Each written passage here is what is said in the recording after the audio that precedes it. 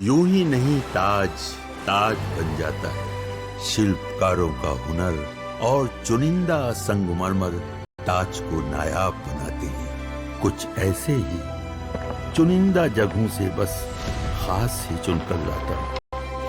कतरे कतरे को मैं हीरे सा परखता हूँ। यूं ही नहीं मैं रजनी गंधा बन जाता हूँ।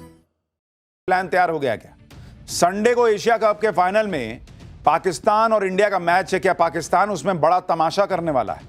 आईसीसी का तमाशा पाकिस्तानी क्रिकेटर्स पर फाइन के साथ सूर्य कुमार यादव को भी गलत क्यों बताया भाई? और अमेरिका पहुंचे मुनीर शहबाज की ट्रंप के सामने वो घनघोर बेइज्जती जिस पर पूरे पाकिस्तान में थू थू हो रही है। अब उसका चैप्टर। संडे को एशिया कप में इंडिया और पाकिस्तान का फाइनल फिक्स हो गया है, लेकिन इस फाइनल से पहले ही बहुत बवाल मचा पड़ा है। खिलाड़ियों पर एक्शन हो रहे हैं। पाकिस्तान ऐसी ऐसी हरकतें कर रहा है जिससे लग रहा है कि फाइनल मैच में बड़ा तमाशा कर सकता है पाकिस्तान। कुछ ऐसा हो सकता है जिसके बारे में किसी ने सोचा भी ना होगा। इंडिया पाकिस्तान के 2 मैच एशिया कप में हो चुके हैं। पहले मैच में जो विवाद हुआ उसकी गूंज अभी तक चल रही है। एक दूसरे के खिलाफ टीम्स कंप्लेन कर रही हैं। हैंडशेक वाला विवाद हुआ, इसमें पाकिस्तान की तगड़ी बेइज्जती भी, लेकिन बेइज्जती पाकिस्तान पैसे के लिए सह भी गया। लेकिन अब जब एशिया कप में इंडिया पाकिस्तान के बीच फाइनल होने जा रहा है तो पाकिस्तान ने नया तमाशा शुरू कर दिया है, क्योंकि उसके खिलाड़ी आतंकियों वाली हरकतें छोड़ तो नहीं रहे हैं। पहले इन्होंने आतंकियों की तरफ बैट को बंदूक बनाकर चलाया था, गन सेलिब्रेशन किया था, फिर प्लेन गिराने वाले इशारे कर रहे थे। इसको लेकर अब आईसीसी ने क्या फैसला सुनाया है, आगे ऐसा तमाशा नहीं होगा इसकी क्या गारंटी है बॉस? आईसीसी ने भारतीय कप्तान सूर्य कुमार यादव को किस बात के लिए गलत ठहरा दिया है और मैच फीस का 30% जुर्माना लगा दिया है, जिसको लेकर आईसीसी पर क्या सवाल उठ रहे हैं वो भी आज आपको बताऊंगा। संडे को फाइनल से पहले आतंकी पाकिस्तान ने कौन सा नया एंटी इंडिया प्लान तैयार किया है, इसके बारे में भी बात होगी। और सवाल भी उठेगा कि अगर संडे को पाकिस्तान कुछ अनाप शनाप करता है तो उसकी जिम्मेदारी किसकी होगी? कल जब पाकिस्तान ने एशिया कप में बांग्लादेश को हराया तब यह पक्का हो गया कि संडे को एशिया कप का जो फाइनल होगा उसमें भारत और पाकिस्तान की भिड़ंत होगी। पाकिस्तान की टीम 2 बार इसी एशिया कप में भारत से हार चुकी है, और हार भी क्या, भारत ने पाकिस्तान की टीम को धो डाला।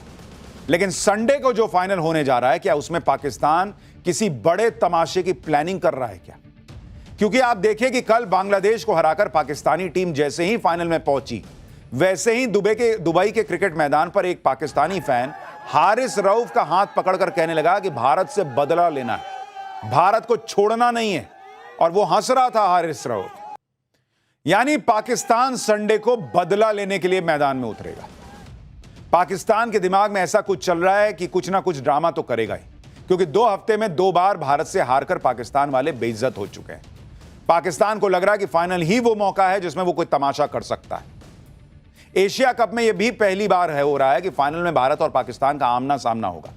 28 सितंबर को पहली बार एशिया कप में भारत और पाकिस्तान की फाइनल में भिड़ंत होगी। भारत और पाकिस्तान के बीच इंटरनेशनल क्रिकेट में 13वीं बार किसी टूर्नामेंट या ट्राई सीरीज का फाइनल होगा।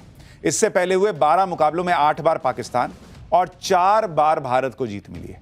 पाकिस्तान से फाइनल में भारत को आखिरी जीत 18 साल पहले 2007 के T20 वर्ल्ड कप में मिली थी।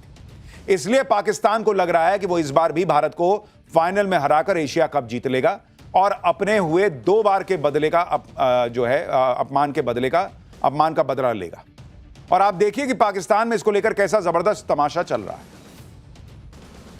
यानी पाकिस्तानी फैंस से लेकर क्रिकेटर्स तक इस फाइनल को लेकर ये अरमान पाले बैठे हैं कि एक बार इंडिया हार जाए फिर हम कुछ तमाशा करेंगे। और आप सोचिए, तो 2 कौड़ी का देश है ना बॉस। ये जब हार रहा है तो गन सेलिब्रेशन कर रहा है, ऐसे ऐसे 6-0 कर रहा है। इसकी खुद की इज्जत तो है नहीं। ये तीसरी बार भी हार जाएगा, इसका क्या जाना है? ये तो बेइज्जत होने के लिए बना हुआ देश है। सवाल यह कि हमने क्या हासिल किया एशिया कप में खेल के बॉस? गलती से, भाई स्पोर्ट्स है, कुछ भी हो सकता है।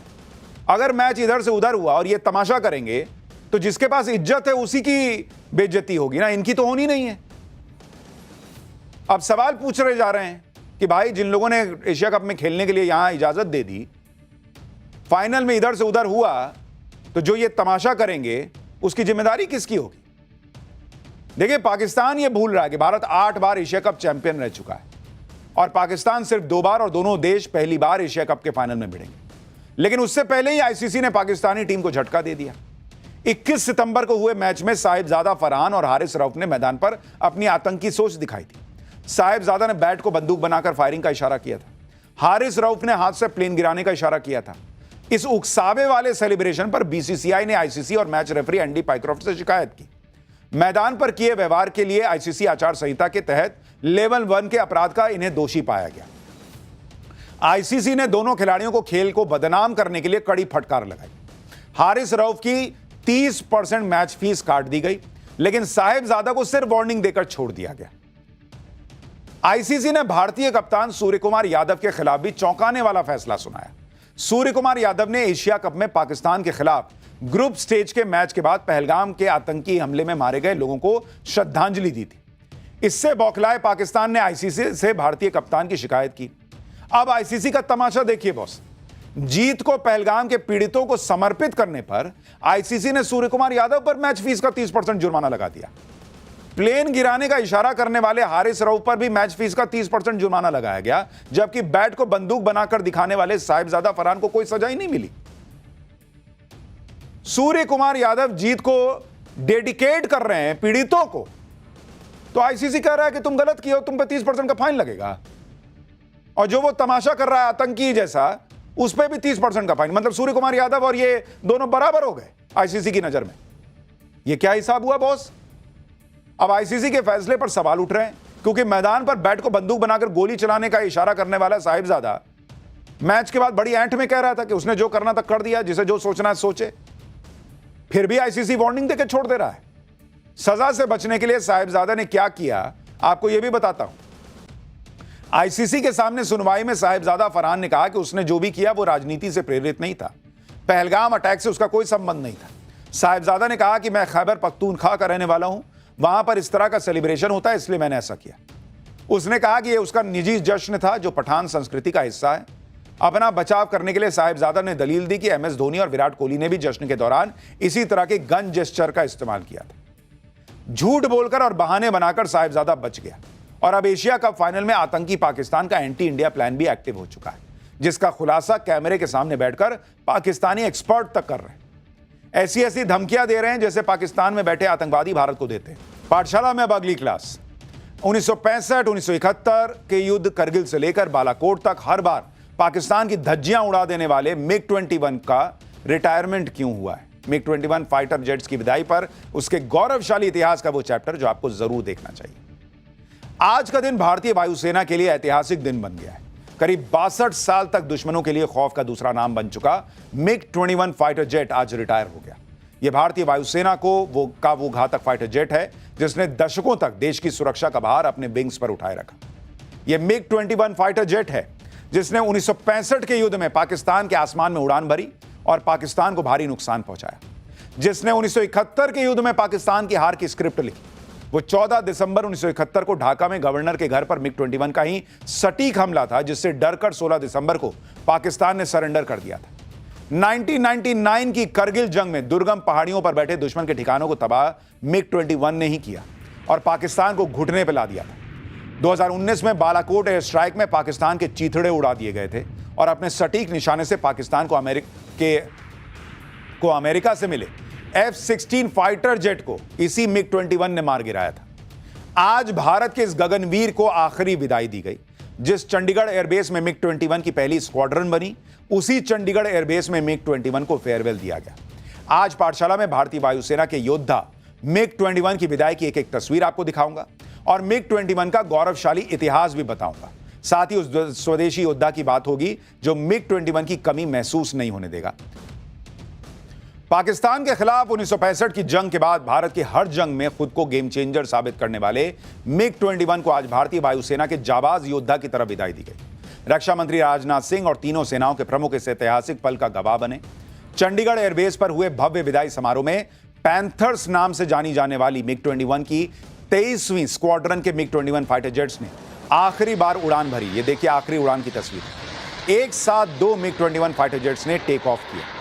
आखिरी उड़ान के बाद जब मिग 21 ने लैंडिंग की तो भारतीय वायुसेना में 6 दशकों के योगदान को सम्मानित करने के लिए उन्हें वाटर कैनन सैल्यूट दिया गया। देखिए दोनों तरफ से पानी जा रहा है, जैसे नहीं वो सैल्यूट देते हैं उस तरह से। पानी की बौछार के साथ ही करीब 62 सालों तक अपनी गर्जना से दुश्मन के छक्के छुड़ाने वाला मिग-21 हमेशा के लिए शांत हो गया। पिछले कुछ सालों में कुछ लोगों ने मिग-21 पर सवाल उठाने की कोशिश भी की। मिग-21 के क्रैश का हवाला देते हुए इसे फ्लाइंग कॉफिन तक कहा गया। लेकिन आज air chief marshal AP Singh ने खुद मिग-21 से सोलो उड़ान भरकर मिग-21 पर सवाल उठाने वालों की बोलती बंद कर दी। मिग-21 भारत की वायुसेना को मिलने वाला पहला सुपरसोनिक यानी आवाज की रफ्तार से भी तेज उड़ने वाला फाइटर जेट था। पहला मिग-21 अप्रैल 1963 को चंडीगढ़ में उतरा और चंडीगढ़ में ही मिग-21 का पहला स्क्वाड्रन बना। इसलिए चंडीगढ़ में भी भारत के इसी योद्धा को विदाई दी गई। 1960 के दशक की शुरुआत में जब भारत ने मिग-21 खरीदने का फैसला किया तो भारत से तत्कालीन विंग कमांडर दिलबाग सिंह की अगुवाई में 8 पायलट्स को ट्रेनिंग के लिए रूस भेजा गया था। देखिए, साल 1962 में मिग-21 को उड़ाने की ट्रेनिंग के लिए भारत के 8 पायलट